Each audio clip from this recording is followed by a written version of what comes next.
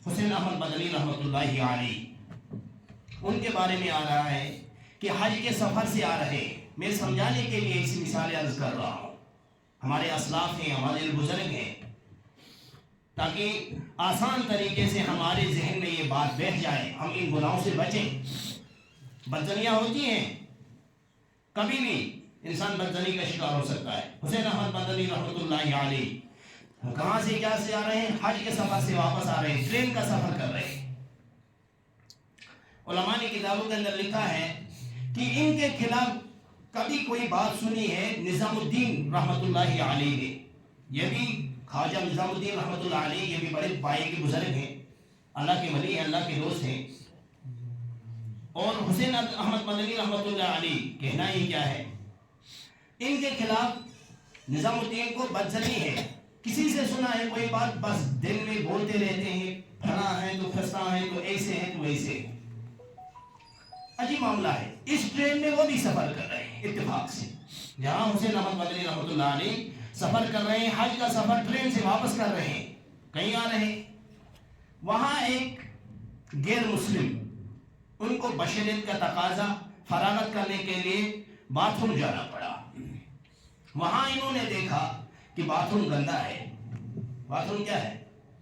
بہت ان کا مطلب مزاج یہ نہیں کیا، وہاں سے فارغ ہونے کے مطلب بہت اس کو تقاضا آیا، پیٹ خراب ہو گیا، تقاضا بہت تھا، لیکن پھر مزاج ان کا الٹ گیا کہ واپس مطلب یہ کہا کہ اتنے گندے لوگ ہیں، یہ ٹوائلٹ جو ہے، باتھ روم جو ہے اتنا گندا رکھا ہے، میرا مطلب مجھے الٹی آنے لگی۔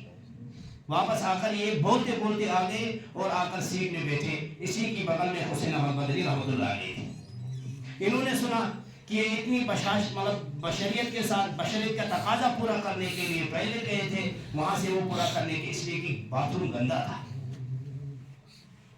حسین احمد مدنی رحمۃ اللہ علیہ کو ایک بات ذہن میں آئی، کیونکہ اب جو ہے نا یہ غیر مسلم تھا، تو وہاں بہت سارے تھے، تو ممکن ہے اس نے یہ بھی کہا ہوگا یہ کیسے لوگ ہیں، کیسے مسلمان ہیں، یہ تو انہی کا کام ہے، ذہن میں بدزنی پیدا ہوگی، کیونکہ یہ ممکن بھی نہیں ہے کسی اور نے کیا ہو۔ اب یہ ہوا، انہوں نے جب سنا، حسین احمد مدنی رحمۃ اللہ علیہ کھڑے ہو گئے اپنی سیٹ سے۔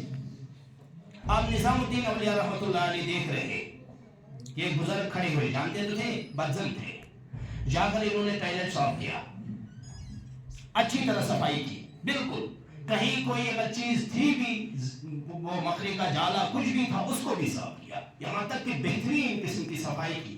صفائی کرنے کے بعد کہا، ابھی کوئی جنٹل مین کہہ رہا تھا باتھ روم گندا ہے، وہ تو بہت صفائی ہے اس میں، بالکل گندا نہیں ہے، کسی نے صاف کیا ہے۔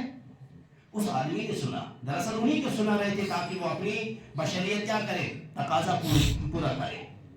یہ آدمی گیا، خوش ہو کر گیا، دیکھا صحیح معنوں میں کیا ہے، باتھ روم کیا ہے، بالکل صاف ہے۔ اس نے اپنی بشریت پوری کی، اس غیر مسلم نے کیا کی، بشریت پوری کی۔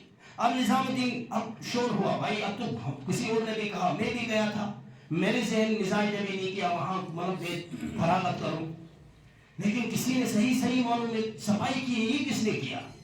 کرتے کرتے پتا چلا حسین احمد مدنی رحمۃ اللہ علیہ کی صفائی۔ یہ نظام الدین اولیاء رحمۃ اللہ علیہ آئے اور آ کر ہاتھ جوڑا، کہا حضرت جو میں نے تمہارے خلاف سنا تھا وہ بالکل غلط ہے، آج میں نے دیکھا، میں تم سے معافی مانگتا ہوں، عمر بھر تمہاری غیبت کی ہے، عمر بھر آپ کی پیٹھ پیچھے بدزن ہوا ہوں، مجھے معاف کر دیجیے، پاؤں پکڑا۔ کہا حضرت لیکن ایک بات یاد نہیں، مطلب سمجھ میں نہیں آئی کہ آپ نے اپنا تقاضا تو آپ کو تھا نہیں فراغت کا، آپ نے یہ باتھ روم خود کیوں صاف کیا؟ کہا میں نے محمد رسول اللہ صلی اللہ علیہ وسلم کی سنت زندہ کی۔ کیا فرمایا؟ میں نے محمد رسول اللہ صلی اللہ علیہ وسلم کی سنت زندہ کی۔